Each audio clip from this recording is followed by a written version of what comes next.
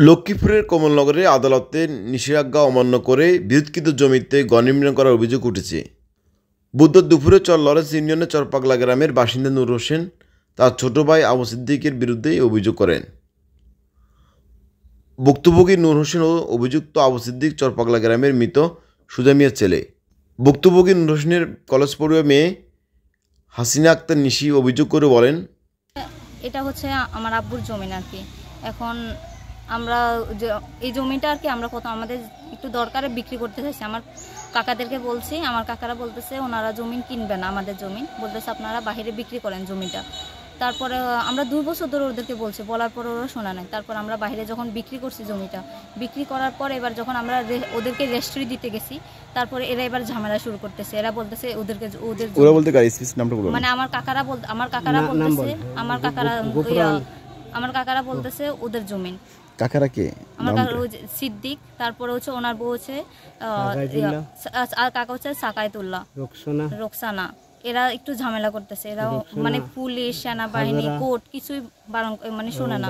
তারপরে এখানে গড়টা তুলছে হচ্ছে রোকসানা, আমার শাশি রোকসানা, আমার কাকা সিদ্দিকের বউ। উনি কি কই প্রবাস থেকে? জি, আমার কাকা থাকে প্রবাস, আর আমার শাশি আর কি এখানে গড়টা তুলছে।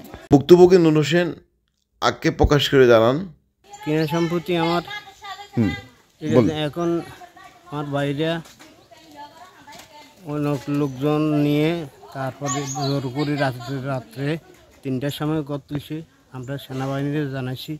সেদিন আমরা সেনাবাহিনীর কাছে গেছি, সেনাবাহিনী পারে নাই, নতুন আসছে। এই রাত্রে পরের দিন থানায় গেছি, থানায় অভিযোগ করছি। সেই ডায়েরি নিয়ে দেখি হেরা অভিযোগ আসছে, সেটা দেখি এখানে আসে নিষেধ করে গেছে, গদ্দুজ করতো না। আচ্ছা, আপনাদের বাইরের মধ্যে জমি নিয়ে কত বছর মানে বিরোধ চলতেছে আপনাদের সমস্যাটা? হ্যাঁ, সমস্যাটা কত বছর যাবত? না, কত বছর না, সব জমি একত্রে ছিল। এই কয়েক মাস হয় এই বক্তব্য জানতে অভিযুক্ত আবু সিদ্দিকের বাড়িতে গিয়ে তাকে পাওয়া যায়নি। তবে তার স্ত্রী রোকসানা আক্তার জানান, আপনি বলেন না যে আপনারা তো এখানে রাত্রে অন্ধকার ঘর তুলছেন, লোক বল নিয়ে ঘর তুলছেন না, আপনাদের বিরুদ্ধে অভিযোগ করছে।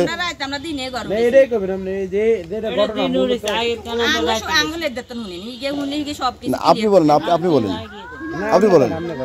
আমরা কেন 7 ভাই ননদ দুগে ওই হত্যা চুরি করে আর হত্যা কেন আর হইনাম তো জমিনে নাই। এতে কেন কোন দলিল দেখাইতে হারে না, বুঝিনি না। ওনারা তো অভিযোগ করছে যে এই জমির বিরুদ্ধে নাকি আপনার যে স্টে অর্ডার করছে আদালতে।